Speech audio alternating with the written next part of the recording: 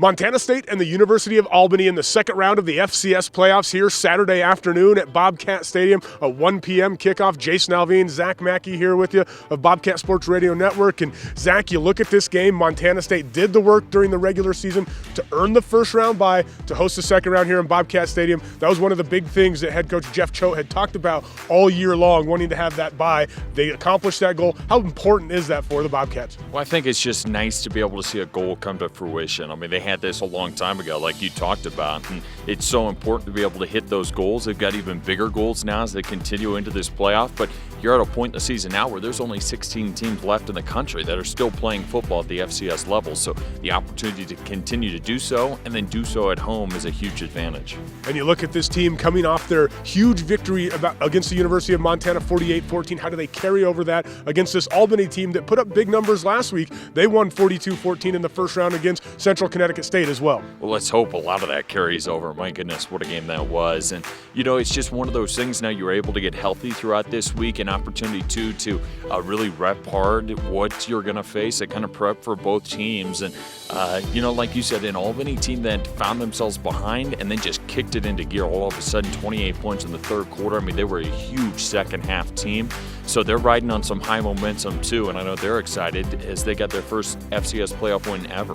Well, you look, I mentioned riding high, and Jeff Undercuffler, the quarterback, 39 touchdowns, leads the FCS. Juwan Green, his favorite target, 80 catches, 16 touchdowns as well. That's also the top mark in the FCS. What does Montana State have to do to slow that duo down? Well, I think you're going to have to be careful to keep him in. You're going to have to double team him out there. You know, make sure his safety's in the area.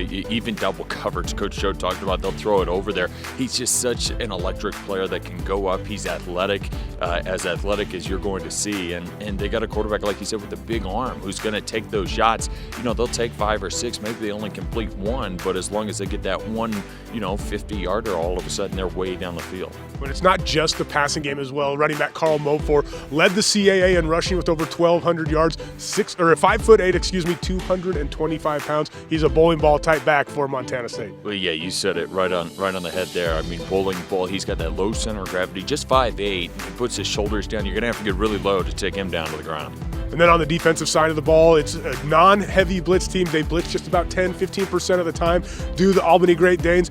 They have 3 linebackers, much like Montana, with over 100 tackles, and Eli Menser is a force off the edge. He is. He's going to be a guy that they're going to kind of put a circle around and say, hey, we got to be mindful where he's at, and maybe we've got to slide an extra defender out there to be able to defend him on the edge. But, it's a team that doesn't blitz much, like you said, but there's a lot of movement, whether it be post-snap, all of a sudden they're stemming around. So there's still movement. They're still going to try to get you out of sorts, but they're just not going to do it with a blitz package.